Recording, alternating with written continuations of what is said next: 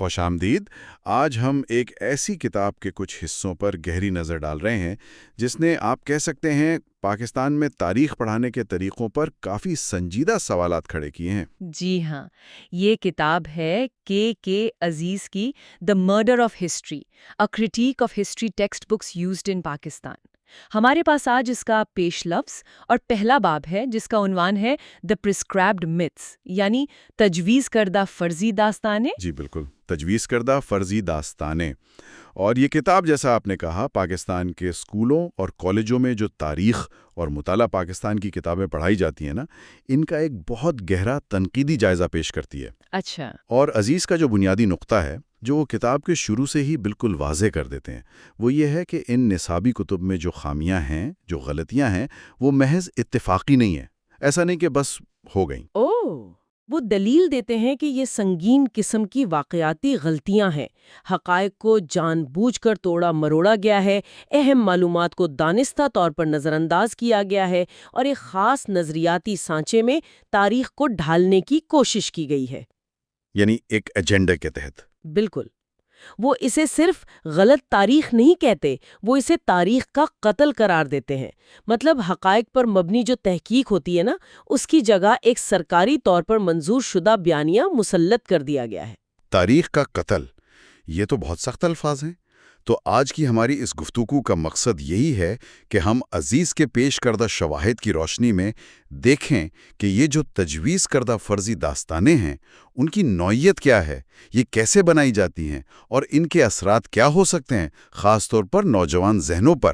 جی، بہت اہم سوال ہے۔ کیونکہ یہ صرف ماضی کا قصہ نہیں ہے۔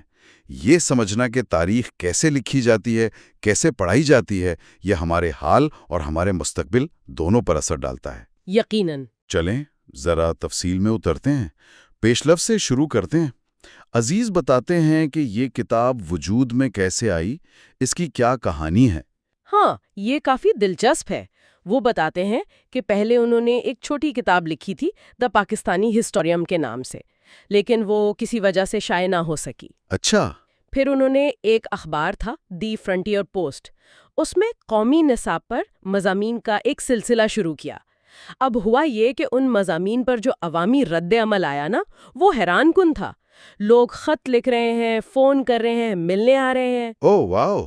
اس سے انہیں اندازہ ہوا کہ عام لوگ بھی تاریخ کے صحیح ورژن کو جاننے میں کتنی گہری دلچسپی رکھتے ہیں، اور یہ جو نصابی کتابیں ہیں، ان کے معیار پر وہ کتنے پریشان ہیں۔ تو ایک طرح سے اسی عوامی رد عمل نے انہیں یہ مفصل کتاب لکھنے پر مجبور کیا۔ یعنی یہ کتاب صرف ایک علمی مشق نہیں تھی، بلکہ ایک عوامی ضرورت اور تشویش کی پیداوار تھی۔ بلا شبہ۔ اور عزیز کے جو محرکات تھے نا، وہ صرف علمی نہیں تھے۔ انہیں اس بات پر شدید تشویش تھی کہ یہ جو ناقص مواد ہے، یہ طلباء کی سوچنے سمجھنے کی صلاحیت کو کیسے تباہ کر رہا ہے۔ پیش لفظ میں وہ اس بات پر بھی بہت افسوس کا اظہار کرتے ہیں کہ ہمارے تعلیمی ادارے ہیں، سیاستدان ہیں، پالیسی بنانے والے ہیں، وہ سب اس مسئلے سے بڑی حد تک لا تعلق نظر آتے ہیں۔ کوئی سنجیدگی نہیں ہے۔ یعنی کوئی اس پر بات نہیں کرتا۔ وہ لکھتے ہیں کہ اسمبلیوں میں اس پر کبھی بحث نہیں ہوتی۔ اگر کوئی سوال اٹھا بھی لے تو متعلقہ حکام لا علمی کا اظہار کر دیتے ہیں یا ٹال مٹول سے کام لیتے ہیں۔ یہ جو اجتماعی بے حسی تھی نا، یہ انہیں بہت تکلیف دیتی تھی۔ تو ان کا مقصد صرف غلطیاں گنوانا نہیں تھا؟ نہیں، بالکل نہیں۔ ان کا مقصد یہ دکھانا تھا کہ یہ جو مسخر شدہ تاریخ ہے، یہ طلباء کی ذہن سازی کیسے کر رہی ہے اور پھر پوری قوم کی سوچ پر کیسے اثر انداز ہو رہی ہے۔ یہ بڑا مقصد تھا۔ سمجھ گیا۔ تو آئیے اب پہلے باب پر آتے ہیں۔ عنوان ہے دا پرسکرائبڈ متھس۔ عزیز اس سے کیا مراد لیتے ہیں؟ یہ تجویز کردہ فرضی داستانیں کیا ہیں؟ دیکھیں، وہ کہتے ہیں کہ پاکستان جیسے ملک میں جہاں شاید کتابیں پڑھنے کا رواج اتنا عام نہیں، اسکول کی جو نصابی کتاب ہوتی ہے نا، وہ اکثر طالب علم کے لیے تاریخ جاننے کا پہلا اور بعض اوقات واحد ذریعہ ہوتی ہے۔ ہاں یہ تو ہے، زیادہ تر بچے وہی پڑھتے ہیں جو کورس میں ہیں۔ بالکل، اور اساتذہ بھی عموماً اسی کتاب کو بنیاد بنا کر پڑھاتے ہیں۔ امتحان میں کامیابی کے لیے بھی طالب علم سے یہی توقع کی جاتی ہے کہ وہ کتاب کے مواد کو جیسا ہے ویسا ہی یاد کر لے۔ تو اس لیے ان کتابوں کو جو مواد ہے وہ غیر معمولی اہمیت کا حامل ہے۔ اور یہ کتابیں بناتا کون ہے؟ کون منظور کرتا ہے؟ عام طور پر صوبائی ٹیکسٹ بک بورڈز تیار کرواتے ہیں، پھر وفاقی وزارت تعلیم کی ایک کمیٹی ہوتی ہے، نیشنل ریویو کمیٹی، وہ ان کا جائزہ لیتی ہے، حتمی منظوری دیتی ہے، اور پھر حکومت انہیں متعلقہ کلاس کے لیے واحد منظور شدہ نصابی کتاب قرار دے دیتی ہے، مطلب اس کے علاوہ کوئی اور کتاب پڑھائی نہیں جا سکتی۔ اچھا، اور عزیز یہ بھی نشاندہی کرتے ہیں میرے خیال میں کہ ایوب خان کے دور میں ایک تبدیلی آئی تھی کہ تاریخ کو ایک علیحدہ مضمون کے طور پر ختم کر دیا گیا تھا۔ جی ہاں، یہ ایک اہم نقطہ وہ اٹھاتے ہیں۔ ایوب خان کے دور میں تاریخ کو بطور ایک الگ مضمون ختم کر کے سوشل سٹڈیز یا بعد میں مطالعہ پاکستان میں ضم کر دیا گیا۔ اب اس نئے مضمون میں جغرافیہ بھی ہے، شہریات بھی ہے، اسلامیات بھی ہے، اور تاریخ کا تھوڑا سا حصہ بھی۔ تو اس تبدیلی کے عزیز کے نزدیک کیا منفی اثرات ہوئے؟ عزیز کے خیال میں یہ تاریخ کے مضمون کے لیے بہت نقصان دہ ثابت ہوا۔ ایک تو ظاہر ہے تاریخ کا حصہ بہت کم ہو گیا، وہ اہمیت نہیں رہی جو ایک مکمل مضمون کی ہوتی ہے۔ دوسرا یہ کہ جب آپ تاریخ کو دوسرے مضامین کے ساتھ یوں ملا جلا دیتے ہیں نا، تو اس کی اپنی جو شناخت ہے، اس کا جو اپنا طریقہ کار ہے، وہ مجروح ہوتا ہے۔ کیسے؟ دیکھیں، تاریخ صرف واقعات یا تاریخیں یاد کرنے کا نام نہیں ہے۔ تاریخ کا مقصد ہے ماضی کا تنقیدی جائزہ لینا، اسباب و نتائج کو سمجھنا، مختلف نقطۂ نظر کو دیکھنا اور اس سے سبق سیکھنا۔ لیکن مطالعہ پاکستان نے اکثر اسے ایک نظریاتی پروجیکٹ کا حصہ بنا دیا۔ نظریاتی پروجیکٹ سے کیا مراد ہے؟ مطلب یہ کہ مقصد تاریخ کو اس کی پیچیدگیوں کے ساتھ سمجھانا کم اور ایک خاص قسم کی حب الوطنی پیدا کرنا یا ایک مخصوص قومی نظریہ ذہن میں بٹھانا زیادہ ہو گیا۔ تاریخ کو ایک مقصد کے لیے استعمال کیا جانے لگا۔ کیا اس کی کوئی ٹھوس مثال عزیز پیش کرتے ہیں کوئی چھوٹی کلاس کی کتاب سے؟ ہاں، وہ سب سے بنیادی اور آپ کہہ سکتے ہیں سب سے چھوٹی مثال پہلی جماعت کی اردو میڈیم کی کتاب سے دیتے ہیں۔ اس میں ایک سوال ہے، پاکستان کس نے بنایا؟ اچھا، اور جواب دیا گیا ہے، قائد اعظم نے پاکستان بنایا۔ بس جی، بس اتنا۔ عزیز کہتے ہیں کہ یہ 5 یا 6 سال کے بچے کو تاریخ سکھانے کا انتہائی سادہ بلکہ گمراہ کن طریقہ ہے۔ یہ جواب کیوں کا جواب نہیں دیتا، کیسے کا جواب نہیں دیتا، یہ صرف ایک نام رٹنے کو دیتا ہے۔ یہ تنقیدی سوچ کی حوصلہ شکنی کرتا ہے شروع سے ہی۔ اور اس میں کوئی تضاد بھی ہے شاید؟ ہاں، وہ یہ بھی نشاندہی کرتے ہیں کہ اسی کتاب میں یا شاید اگلی کلاس کی کتاب میں آگے چل کر یہ بتایا جاتا ہے کہ پاکستان کا نام چودھری رحمت علی نے تجویز کیا تھا۔ تو اب بچہ الجھ جاتا ہے کہ اگر نام کسی اور نے بنایا تو پھر ملک صرف جناح نے کیسے بنا دیا؟ یہ تضادات بچے کو کنفیوز کرتے ہیں یا پھر وہ سوال کرنے ہی چھوڑ دیتا ہے؟ یہ تو واقعی ایک واضح تضاد ہے، لیکن اگر ہم صرف پہلے جواب پر رہیں، قائد اعظم نے پاکستان بنایا، اس میں گہرائی میں کیا مسئلہ ہے عزیز کے نزدیک؟ یہ تو ایک عام فہم بات سمجھی جاتی ہے۔ جی، اور یہی عزیز کا بنیادی اعتراض ہے۔ وہ کہتے ہیں کہ یہ جواب تاریخ کو ضرورت سے زیادہ، حد سے زیادہ آسان بنا دیتا ہے۔ حقیقت کہیں زیادہ پیچیدہ ہے۔ وہ سوال اٹھاتے ہیں کہ پاکستان بنانا سے کیا مراد ہے؟ مثلاً اگر قانونی طور پر دیکھیں تو پاکستان برطانوی پارلیمنٹ کے ایک قانون انڈین انڈیپینڈنس ایکٹ 1947 کے تحت بنا، تو کیا کہیں گے کہ برطانوی پارلیمنٹ نے بنایا؟ یہ بھی ایک زاویہ ہے۔ پھر سیاسی طور پر دیکھیں، یہ مسلم لیگ کی سالہ سال کی جدوجہد تھی، برصغیر کے مسلمانوں کی ایک بڑی تعداد کی حمایت تھی، کانگریس کے ساتھ طویل اور پیچیدہ مذاکرات تھے، دوسری مسلم جماعتوں کا کردار تھا، عالمی حالات تھے۔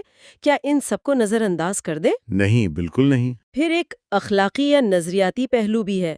مسلمانوں کی یہ خواہش کہ وہ ہندو اکثریت کے تحت ایک متحدہ ہندوستان میں نہیں رہنا چاہتے، اس میں ہندو قیادت کے کچھ رویے بھی شامل ہوں گے، کانگریس کی پالیسیاں بھی۔ خود جناح نے تو ایک موقع پر کیبنٹ مشن پلان قبول کر لیا تھا جس میں متحدہ ہندوستان کی بات تھی۔ جی ہاں، یہ تو تاریخ کا حصہ ہے۔ تو یہ کہنا کہ صرف جناح نے پاکستان بنایا، یہ باقی تمام عوامل کو، تمام کرداروں کو، تاریخ کی تمام پیچیدگیوں کو مکمل طور پر نظر انداز کر دیتا ہے۔ یہ تاریخ کو ایک شخصیت پرستی میں بدل دیتا ہے۔ اور وہ یہ سوال بھی پوچھتے ہیں شاید کہ اگر خدا نخواستہ جناح کا انتقال مان لیجئے 1945 یا 46 میں ہو جاتا تو کیا ہوتا؟ کیا کوئی متبادل قیادت تھی جو پاکستان بنا سکتی؟ بالکل، یہ ایک بہت اہم سوال وہ اٹھاتے ہیں۔ وہ کہتے ہیں کہ مسلم لیگ میں جناح کا قد کاٹ اتنا بلند تھا اور ان کا کنٹرول اتنا مکمل تھا کہ ان کا کوئی واضح متبادل نظر نہیں آتا تھا۔ جبکہ کانگریس کے پاس دیکھیں تو نہرو تھے، پٹیل تھے، گاندھی تھے، آزاد تھے، تجربہ کار رہنماؤں کی ایک پوری خیب تھی۔ صحیح۔ جناح کے بغیر شاید مسلم لیگ مذاکرات کی میز پر اتنی مؤثر نہ رہتی، یا شاید پاکستان کا مطالبہ اس شکل میں نہ منوا پاتی، یا شاید کچھ اور ہوتا۔ یہ سب کیا ہوتا اگر والے سوالات ہیں، لیکن یہ تاریخ کی پیچیدگی کو سمجھنے میں مدد دیتے ہیں، وہ پیچیدگی جو نصابی کتاب کے اس سادہ سے جواب میں بالکل غائب ہے۔ یعنی مقصد جناح کی اہمیت کو کم کرنا نہیں ہے؟ قطعی نہیں، مقصد یہ بتانا ہے کہ تاریخ ایک شخص نہیں بناتا، یہ ایک پیچیدہ عمل ہوتا ہے جس میں بہت سے عوامل اور کردار شامل ہوتے ہیں، اور بچوں کو شروع سے ہی یہ پیچیدگی سمجھانے کی کوشش کرنی چاہیے، بجائے اس کے کہ انہیں سادہ نعرے رٹا دیے جائیں۔ بالکل ٹھیک۔ اچھا، اسی طرح لیاقت علی خان کے بارے میں نصابی کتب کیا کہتی ہیں اور عزیز اس پر کیا تنقید کرتے ہیں؟ انہیں تو عام طور پر قائد ملت کہا جاتا ہے اور جناح کے بعد دوسرے سب سے بڑے ہیرو کے طور پر پیش کیا جاتا ہے۔ جی ہاں، اور یہی عزیز کا اعتراض ہے۔ وہ کہتے ہیں کہ لیاقت علی خان کو نصابی کتب میں، خاص طور پر چھوٹی کلاسوں میں، جو اتنا بلند اور بے عیب مقام دیا جاتا ہے، وہ تاریخی حقائق سے پوری طرح مطابقت نہیں رکھتا۔ اچھا، کیسے؟ وہ لیاقت علی خان کے کردار اور ان کی کارکردگی پر کئی سنجیدہ سوالات اٹھاتے ہیں۔ وہ کہتے ہیں کہ ان کی شخصیت اور ان کا کردار نصابی کتب میں پیش کی گئی تصویر سے کئی زیادہ متنازع تھے۔ وہ صرف ایک سادہ ہیرو نہیں تھے۔ کیا مثالیں دیتے ہیں وہ؟ وہ کئی چیزوں کا ذکر کرتے ہیں۔ مثلاً ایک ڈیسائل لیاقت پیکٹ تھا 1945 کا، جس پر کہا جاتا ہے کہ جناح سخت ناراض ہوئے تھے۔ پھر وائسرائے کی ایگزیکٹو کونسل میں ان کی نامزدگی کا معاملہ ہے۔ پھر بطور پاکستان کے پہلے وزیر اعظم ان کی کارکردگی، خاص طور پر آئین سازی میں ناکامی۔ 9 سال تک آئین نہیں بن سکا۔ جی، یہ تو ایک حقیقت ہے۔ پھر ان کی خارجہ پالیسی، خاص طور پر امریکہ کی طرف واضح جھکاؤ۔ عزیز یہ بھی سوال اٹھاتے ہیں کہ کیا انہوں نے عوامی سیاست یا عوامی رابطے کو اہمیت دی؟ پھر وہ محترمہ فاطمہ جناح کی یادداشتیں ہیں میرا بھائی، ان کا حوالہ دیتے ہیں، اور سید شریف الدین پیرزادہ کے کام کا بھی، جن میں جناح کے آخری ایام میں لیاقت علی خان سے ان کی مبینہ سرد مہری اور کچھ شکوک و شبہات کا ذکر ملتا ہے۔ یعنی عزیز یہ کہہ رہے ہیں کہ لیاقت علی خان کی تاریخ کافی پیچیدہ ہے اور اس میں مثبت و منفی دونوں پہلو ہو سکتے ہیں؟ بالکل، عزیز کا مقصد یہاں بھی لیاقت علی خان کی تاریخ کو از سر نو لکھنا نہیں ہے یا کوئی حتمی فیصلہ سنانا نہیں ہے۔ ان کا مقصد یہ دکھانا ہے کہ نصابی کتب کس طرح ایک ایسی شخصیت کو، جس کے بارے میں سنجیدہ تاریخی سوالات موجود ہیں، تمام ممکنہ منفی پہلوؤں سے پاک کر کے ایک مثالی بے عیب ہیرو بنا کر پیش کر دیتی ہیں۔ اور یہ خاص طور پر چھوٹی عمر کے بچوں کے لیے گمراہ کن ہو سکتا ہے۔ یقیناً، عزیز کا زور اسی بات پر ہے کہ یہ تاریخ پڑھانے کا طریقہ کار غلط ہے۔ وہ پوچھتے ہیں کہ کیا تاریخ کا مقصد صرف ایسے ہیروز تخلیق کرنا ہے جن پر کوئی سوال نہ اٹھایا جا سکے، یا تاریخ کا مقصد ماضی کو اس کی تمام تر پیچیدگیوں، تضادات اور مختلف زاویوں کے ساتھ سمجھنا ہے۔ جب آپ چھوٹی عمر سے ہی بچوں کو ایسی سادہ اور یک رخی تصویر دکھاتے ہیں تو آپ اصل میں ان میں تنقیدی سوچ کی صلاحیت کو پیدا ہونے سے روک رہے ہوتے ہیں۔ میں سمجھ گیا۔ تو یہ صرف ان دو رہنماؤں جناح اور لیاقت تک محدود نہیں ہے۔ عزیز باب اول میں اور بھی بہت سی مثالیں دیتے ہیں جو اسی طرز فکر کی نشاندہی کرتی ہیں۔ کیا ہم ان میں سے کچھ اہم نمونوں پر بات کر سکتے ہیں تاکہ اندازہ ہو کہ یہ مسئلہ کتنا وسیع ہے؟ یقیناً عزیز نے درجنوں نصابی کتب کا جائزہ لیا ہے، مختلف کلاسوں کی، مختلف صوبوں کی، اور ان میں بار بار دہرائی جانے والی کئی غلطیوں اور تحریفات نوٹ کی ہیں۔ انہیں ہم آسانی کے لیے چند بڑے عنوانات میں بانٹ سکتے ہیں۔ ٹھیک ہے۔ پہلا اور سب سے بنیادی مسئلہ ہے بالکل فیکچول ایررز کا، یعنی حقائق اور تاریخوں میں سنگین غلطیاں۔ یہ حیران کن حد تک عام ہے۔ مثلاً پاکستان کے یوم آزادی کی تاریخ تقریباً ہر کتاب میں 14 اگست لکھی ہے، جبکہ قانونی طور پر آزادی 15 اگست کو ملی تھی۔ اچھا، یہ تو مجھے بھی نہیں معلوم تھا۔ جی، اسی طرح قرارداد لاہور، جسے قرارداد پاکستان کہا جاتا ہے، اس کی منظوری کی تاریخ عام طور پر 23 مارچ 1940 لکھی جاتی ہے اور اسی دن چھٹی بھی ہوتی ہے۔ لیکن عزیز بتاتے ہیں کہ قرارداد پیش 23 مارچ کو ہوئی تھی، منظور 24 مارچ کو ہوئی تھی۔ یہ غلطی بھی تقریباً ہر کتاب میں ہے۔ یہ تو بہت بنیادی غلطیاں ہیں۔ بالکل۔ اسی طرح علامہ اقبال کی پی ایچ ڈی کی ڈگری، کوئی کتاب کہتی ہے انگلینڈ سے لیں، کوئی کہتی ہے جرمنی سے۔ حقیقت میں میونخ یونیورسٹی جرمنی سے لی تھی۔ سر سید احمد خان کو علی گڑھ مسلم یونیورسٹی کا بانی بتا دیا جاتا ہے، حالانکہ انہوں نے ایم اے او کالج قائم کیا تھا جو بہت بعد میں یونیورسٹی بنا۔ یہ بظاہر چھوٹی غلطیاں لگتی ہیں، لیکن ان کی تعداد اور ان کا تسلسل یہ ظاہر کرتا ہے کہ نصابی کتب کی تیاری میں کتنی لاپرواہی اور عدم توجہی برتی گئی ہے۔ تحقیق کا کوئی معیار ہی نہیں۔ یعنی بالکل بنیادی سطح پر بھی حقائق درست نہیں ہے۔ پہلا نقطہ تو یہ ہو گیا۔ جی ہاں۔ دوسرا بڑا مسئلہ ہے پیچیدہ تاریخی واقعات اور شخصیات کو انتہائی سادہ، بس اوقات بالکل غلط بنا کر پیش کرنا، اوور سمپلیفیکیشن جسے کہتے ہیں۔ مثلاً علامہ اقبال کا 1930 کا خطبہ الہ آباد، نصابی کتب میں عام طور پر یہ لکھا جاتا ہے کہ انہوں نے اس خطبے میں سیدھا سیدھا ایک الگ مسلم ریاست کا مطالبہ کر دیا تھا۔ ہاں، یہی پڑھا ہم نے بھی۔ لیکن عزیز کہتے ہیں کہ اگر آپ اصل خطبہ پڑھیں تو اقبال کا تصور اس سے کہیں زیادہ پیچیدہ، مبہم اور مختلف تھا۔ وہ شمال مغربی ہندوستان کے مسلم اکثریتی علاقوں کو ایک یونٹ بنانے کی بات کر رہے تھے، برطانوی امپائر کے اندر رہتے ہوئے۔ ریاست کا لفظ استعمال نہیں کیا تھا۔ اس تصور کو کھینچ تان کر پاکستان کا مطالبہ بنا دینا عزیز کے نزدیک تاریخ کو مسخ کرنا ہے۔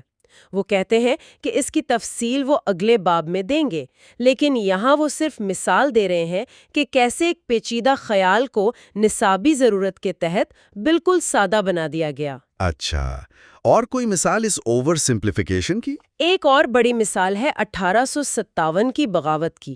اسے تقریباً ہر نصابی کتاب میں بلا چون و چرا جنگ آزادی قرار دیا جاتا ہے۔ جی، پہلی جنگ آزادی۔ بالکل۔ عزیز نشاندہی کرتے ہیں کہ یہ اصطلاح خود متنازع ہے۔ تاریخی طور پر دیکھیں تو یہ نہ تو پورے ہندوستان پر محیط تھی، یعنی یہ جنگ نہیں تھی، بلکہ مختلف علاقوں میں بغاوتیں تھیں، اور نہ ہی اس کے تمام محرکات صرف آزادی تھے۔ اس میں مذہبی، معاشی، فوجی، ذاتی رنجشیں، بہت کچھ شامل تھا۔ اور سب سے بڑھ کر اس وقت ہندوستان بحیثیت ایک قوم یا ایک ملک کا واضح تصور بھی موجود نہیں تھا جس سے آزادی مطلوب ہو۔ اسے جنگ آزادی کہنا ایک مخصوص قومی بیانیہ تو بناتا ہے، لیکن یہ تاریخی حقیقت کو بہت زیادہ سادہ اور یکروخا بنا دیتا ہے۔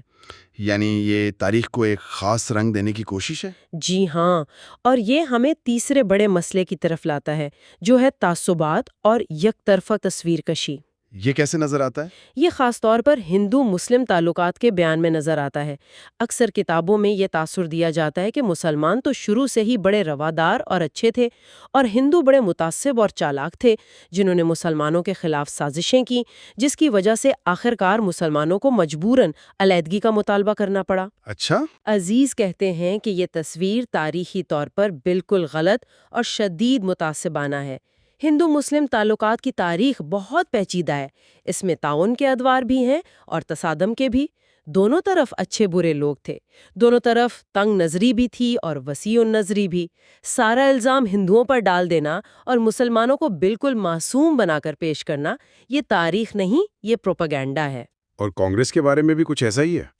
جی، اسی طرح انڈین نیشنل کانگریس کے قیام کے بارے میں اکثر کتابوں میں لکھا ہے کہ یہ ہندوؤں نے قائم کی تھی تاکہ مسلمانوں کے مفادات کو نقصان پہنچایا جا سکے۔ عزیز کہتے ہیں کہ یہ صریحاً غلط ہے۔ کانگریس ایک انگریز اے.او. ہیوم نے قائم کی تھی اور اس کا مقصد حکومت اور عوام میں ایک پل بنانا تھا۔ شروع میں بہت سے مسلمان بھی اس میں شامل تھے۔ اسے صرف ہندوؤں کی جماعت قرار دینا خاص طور پر ابتدائی دور میں تاریخی حقائق کے منافی ہے، اور یہ بھی ہم بمقابلہ وہ کے زاویے کو تقویت دیتا ہے۔ تو یہ تعصب صرف ماضی بعید تک محدود نہیں ہے۔ عزیز کے مطابق یہ قریب کے ماضی مثلاً فوجی ادوار کی تصویر کشی میں بھی نظر آتا ہے۔ بالکل۔ چوتھا اہم نقطہ یہی ہے کہ مخصوص حکمرانوں یا ادوار کی بے جا تعریف کی جاتی ہے اور ان کے منفی پہلوؤں کو یا تو مکمل طور پر نظر انداز کر دیا جاتا ہے یا پھر انہیں جائز قرار دینے کی کوشش کی جاتی ہے۔ جیسے ایوب خان کا دور؟ جی، ایوب خان کے مارشل لاء کو انقلاب کہا جاتا ہے۔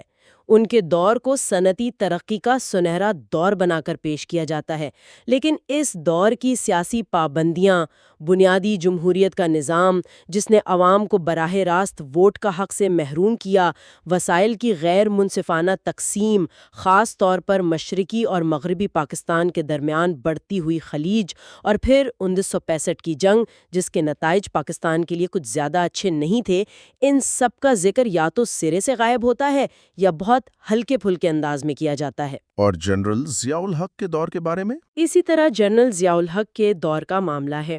ان کی اسلامائزیشن کی پالیسیوں کی بہت تعریف کی جاتی ہے، انہیں اسلام کا ہیرو بنا کر پیش کیا جاتا ہے، لیکن یہ حقیقت کہ انہوں نے ایک منتخب حکومت کا تختہ الٹا تھا، آئین کو معطل کیا تھا، ملک میں طویل عرصے تک مارشل لاء نافذ رکھا، سیاسی سرگرمیوں پر پابندی لگائی، انسانی حقوق کی پامالیاں ہوئیں، ان سب کو یا تو مکمل طور پر چھپا دیا جاتا ہے یا پھر یہ کہہ کر جائز قرار دیا جاتا ہے کہ یہ ملک کو بچانے کے لیے ضروری تھا۔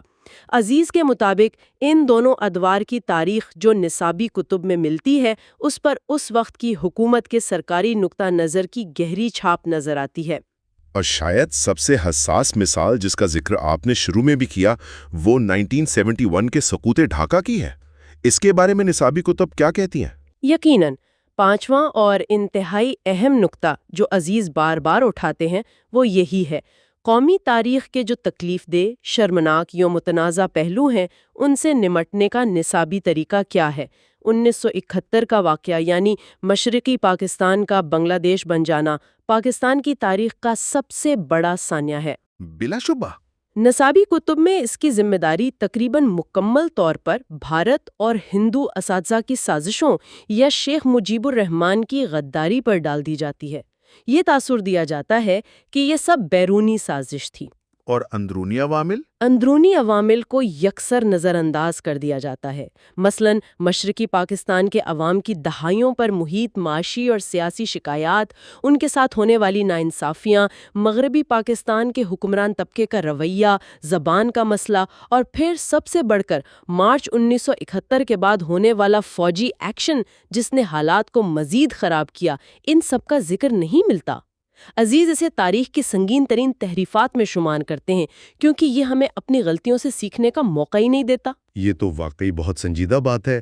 اسی طرح زبان کے مسئلے پر بھی نصابی کتب کا موقف بڑا یک طرفہ لگتا ہے، جیسا آپ نے اشارہ کیا۔ جی، یہ چھٹا نقطہ بنتا ہے کہ قومی شناخت سے جڑے جو مسائل ہیں ان کی بھی بڑی سادہ اور غیر حقیقی تصویر کشی کی جاتی ہے، جیسے اردو زبان کا معاملہ ہے۔ اس میں کیا مسئلہ ہے؟ نصابی کتب میں اردو کو واحد قومی اور متحد کرنے والی زبان کے طور پر پیش کیا جاتا ہے۔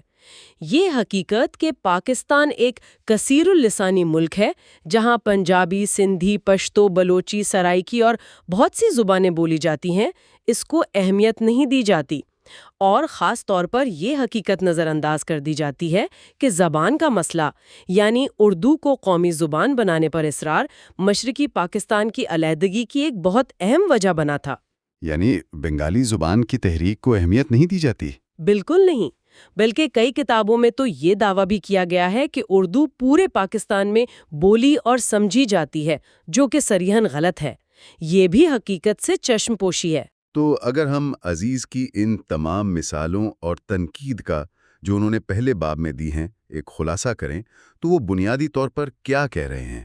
کیا بڑے مسائل ہیں پاکستانی تاریخ کی نصابی کتب میں، کم از کم ان کے زمانے تک؟ دیکھیں، بنیادی طور پر وہ یہ کہہ رہے ہیں کہ پاکستان میں تاریخ کو پڑھانے کا جو نظام تھا وہ کئی سطحوں پر ناکام رہا ہے۔ اس کی چند موٹی موٹی باتیں یہ ہیں۔ ایک، واقعاتی غلطیاں، یعنی بالکل بیسک فیکٹس ہی غلط ہیں، تاریخیں، نام، واقعات۔ دو، حذفیات یا اومیشنز، جو باتیں پسند نہیں، جو قومی بیانیے میں فٹ نہیں بیٹھتی یا جو شرمندگی کا باعث بن سکتی ہیں، انہیں سرے سے غائب ہی کر دیا جاتا ہے۔ جیسے 1971 کے اندرونی عوامل۔ 3 تحریفات یا ڈسٹورشنز، حقائق کو توڑا مروڑا جاتا ہے تاکہ وہ ایک خاص نظریاتی یا سیاسی سانچے میں فٹ ہو جائیں۔ ہیروز کو بالکل بے عیب فرشتہ بنا دیا جاتا ہے اور مخالفین یا دشمنوں کو مکمل طور پر شیطان۔ کوئی درمیانی راستہ نہیں، کوئی انسانی کمزوری نہیں۔ 4 تنقیدی سوچ کی حوصلہ شکنی، پورا زور اس بات پر ہے کہ جو کتاب میں لکھا ہے اسے منوان مان لو، رٹا لگا لو اور امتحان میں لکھ دو۔ سوال کرنے، تجزیہ کرنے، متبادل نقطۂ نظر جاننے کی کوئی حوصلہ افزائی نہیں۔ 5 نتیجہ، اس سب کا نتیجہ یہ نکلتا ہے کہ طلباء کو مستند، تحقیق شدہ تاریخ کی جگہ تجویز کردہ فرضی داستانیں پڑھائی جاتی ہیں۔ یہ داستانیں عزیز کے مطابق طلباء میں تنگ نظری پیدا کرتی ہیں، اپنے ماضی کے بارے میں غلط فہمیاں پیدا کرتی ہیں اور دنیا کے بارے میں ایک مسخ شدہ، اکثر ہم بمقابلہ وہ والا نظریہ پیدا کرتی ہیں۔ یہ تجزیہ واقعی سنجیدہ غور و فکر کا متقاضی ہے۔ اگرچہ یہ کتاب کچھ عرصہ پہلے لکھی گئی تھی اور ہو سکتا ہے تب سے نصاب میں کچھ تبدیلیاں بھی آئی ہوں، جی کچھ نہ کچھ تو یقیناً آئی ہوں گی، لیکن عزیز کی اٹھائے گئے جو بنیادی سوالات ہیں وہ آج بھی بہت اہم لگتے ہیں۔ میرا سوال یہ ہے کہ ان تجویز کردہ فرضی داستانوں کو سمجھنا، ان کا تجزیہ کرنا ہمارے لیے آج کیوں ضروری ہے؟ کیا اس سے ہمیں آج کل جو معلومات ملتی ہیں، چاہے وہ سوشل میڈیا سے ہوں، خبروں سے ہوں یا کہیں اور سے، ان کا تنقیدی جائزہ لینے میں کوئی مدد مل سکتی ہے؟ یقیناً یہ بہت اہم نکتہ ہے۔ عزیز کا کام صرف پرانی نصابی کتب کا پوسٹ مارٹم نہیں ہے، یہ ہمیں ایک بہت اہم سبق سکھاتا ہے۔ یہ ہمیں سکھاتا ہے کہ جو بیانیے ہمیں سرکاری طور پر ملتے ہیں یا جنہیں مستند سمجھا جاتا ہے وہ کیسے بنتے ہیں، ان میں کیا کمزوریاں ہو سکتی ہیں اور ان پر آنکھیں بند کر کے یقین نہیں کرنا چاہیے۔ یعنی شک کرنا سکھاتا ہے۔ صرف شک نہیں بلکہ تنقیدی جائزہ لینا سکھاتا ہے۔ یہ ہمیں سوال پوچھنے کی ترغیب دیتا ہے، متبادل نقطۂ نظر تلاش کرنے کی اہمیت بتاتا ہے، شواہد کی بنیاد پر اپنی رائے قائم کرنے کی ضرورت پر زور دیتا ہے۔ آج کے دور میں تو یہ صلاحیت پہلے سے کہیں زیادہ اہم ہے، جہاں معلومات کا ایک سیلاب ہے اور سچ اور جھوٹ میں تمیز کرنا مشکل ہو گیا ہے۔ صحیح۔ عزیز کا کام ہمیں یاد دلاتا ہے کہ تاریخ کوئی جامد شے نہیں ہے، کوئی مقدس صحیفہ نہیں ہے جسے بس مان لیا جائے۔ یہ ایک زندہ علم ہے جو مسلسل تحقیق، نئی دریافتوں اور بحث مباحثے سے بہتر طور پر سمجھا جاتا ہے۔ اور یہ سمجھنا کہ ماضی میں تاریخ کو کیسے استعمال یا غلط استعمال کیا گیا، ہمیں حال میں ہونے والی ایسی کوششوں کو پہچاننے میں مدد دیتا ہے۔ بالکل۔ تو خلاصہ یہ ہے کہ عزیز کے مطابق پاکستانی نصابی کتب میں تاریخ کو محض واقعات کا بیان نہیں سمجھا گیا، بلکہ اسے ایک خاص سرکاری طور پر منظور شدہ قومی اور نظریاتی سانچے میں ڈھالنے کا آلہ سمجھا گیا، اور اس کوشش میں وہ غلطیوں، حذف شدگیوں اور تعصبات سے پر ہو گئیں۔ جی ہاں، بالکل، اور یہی ان کے نزدیک تاریخ کا قتل ہے۔ یہ تب ہوتا ہے جب ماضی کو ایمانداری سے سمجھنے کی کوشش کی بجائے اسے حال کی پالیسیوں کو جائز قرار دینے یا مستقبل کو ایک خاص سمت میں موڑنے کے لیے ایک اوزار کے طور پر استعمال کیا جائے۔ تب تاریخ نہیں رہتی، وہ پروپیگنڈا بن جاتی ہے۔ اور آخر میں ہم اپنے سامعین کے لیے ایک سوال چھوڑ جاتے ہیں جس پر وہ خود غور کر سکتے ہیں۔ جس انداز میں تاریخ پڑھائی جاتی رہی، جیسا کہ عزیز نے اس پر تنقید